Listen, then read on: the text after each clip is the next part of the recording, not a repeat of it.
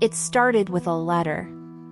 A crisp, cream-colored envelope slipped under my door, bearing no return address. Inside, a letter that felt like it had been written just for me. Congratulations!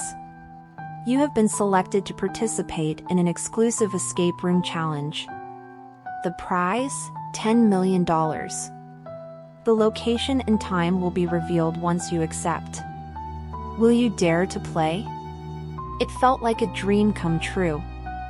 I had been scraping by, barely making ends meet, and this seemed like a golden ticket to a better life.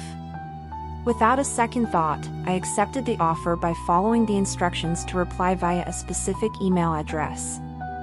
That night, I went to bed excited, imagining the life I could have with $10 million. But my dreams turned to nightmares as I was jolted awake by a loud crash. Before I could react, a cloth was pressed over my face, and everything went black. I woke up in a dimly lit, dusty compartment of what seemed like an old train. My head throbbed, and my wrists were bound with coarse rope. I wasn't alone. Around me were 6 other people, all looking as confused and terrified as I felt. None of us knew each other, but there was no time for introductions. A speaker crackled to life, and a distorted voice filled the carriage. Welcome, contestants. The rules are simple. Solve the puzzles, and you may live. Fail, and you die. The first challenge begins now. You have 10 minutes to find the key and escape the train before it explodes. Good luck.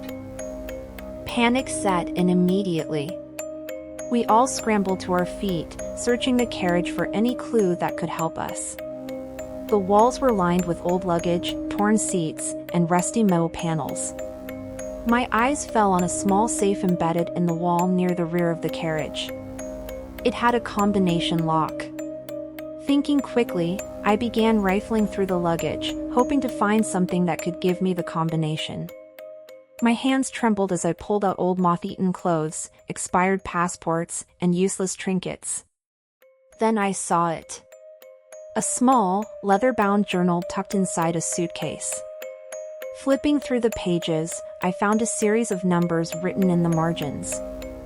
I shouted them out, and another contestant, a young man, rushed to the safe and began turning the dial. The safe clicked open, revealing a small brass key. We barely had time to celebrate before a loud beeping noise filled the carriage, increasing in frequency and urgency. I snatched the key from the safe and ran to the door, fumbling to fit it into the lock with my shaking hands. With seconds to spare, the door swung open, and we all tumbled out onto the platform just as the train exploded behind us. The shockwave knocked us off our feet, but we were alive. As we picked ourselves up, the voice crackled through the speaker again. Congratulations on surviving the first challenge. Proceed to the next room. We found ourselves in a large, empty room with a grid of floor tiles. Each tile had a different symbol on it, a sun, a moon, a star, and so on. The walls were lined with intricate carvings and strange markings. At the far end of the room was another door, heavily reinforced and locked tight. Only the correct sequence of tiles will allow you to cross. Step on the wrong tile, and you will die. The voice announced. We had no choice but to proceed. The markings on the wall seemed to be a map, hinting at the safe path. I studied them carefully, noting how the symbols were arranged in patterns. It was a logic puzzle, one that required not just careful thought but precise movements. One by one, we stepped forward, following the sequence I had deduced. The tension was unbearable, each step a potential death sentence. Halfway through, a woman in our group misstepped, and a laser shot out from the wall, slicing through her. Her scream echoed through the room, and the smell of burnt flesh filled the air. We pressed on.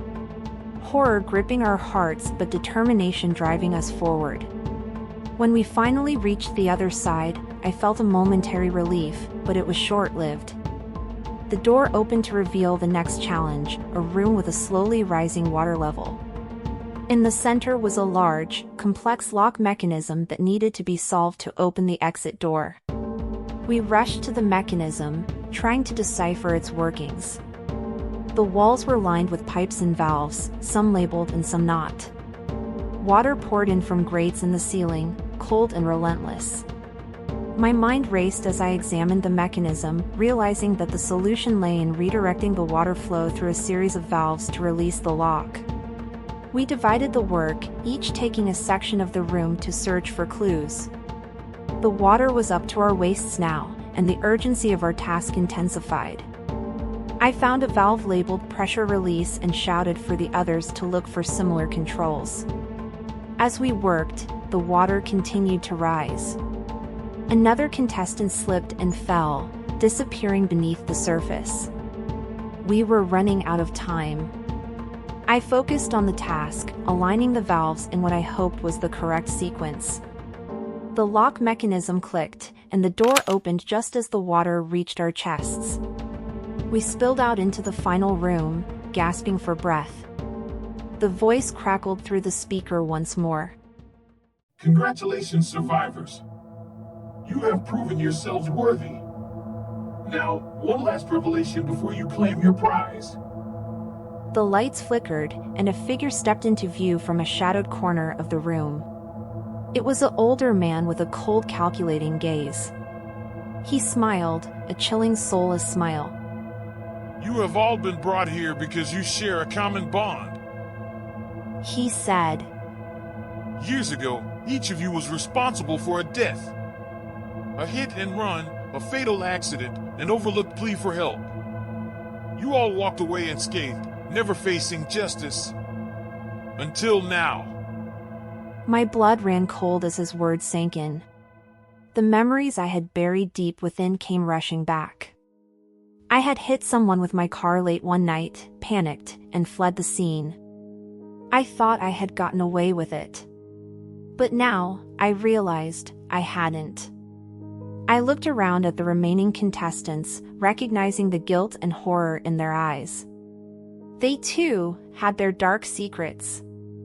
The young man who had opened the safe was a surgeon who had made a fatal mistake during a routine procedure, costing a patient their life. He had covered it up, blaming it on unforeseeable complications.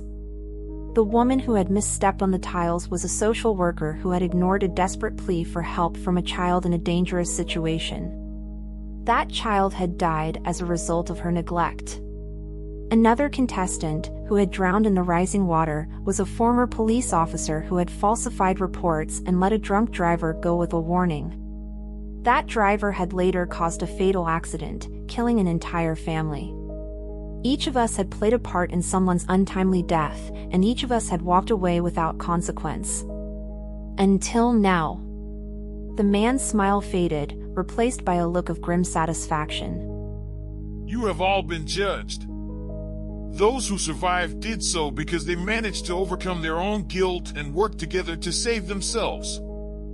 But remember, your freedom comes with a price. Now deal with the memories of those you wronged, and know that their families will never forget what you've done. With that, he turned and walked away, leaving us in stunned silence. The door to freedom lay open before us, but it felt like a hollow victory. We had survived, but we could never escape the guilt and the horror of what we had done. As I stepped into the light of the outside world, I knew my life would never be the same. The nightmares would follow me, the faces of the dead haunting my every step. We had played his game and won, but in doing so, we had lost a piece of our souls. The true horror wasn't the death traps or the puzzles. It was the realization that justice had finally caught up with us, in the most twisted way possible. Your support means everything to us. If you enjoyed the video, hit that like button, share, and subscribe. Click the video on the screen for more shadowy delights.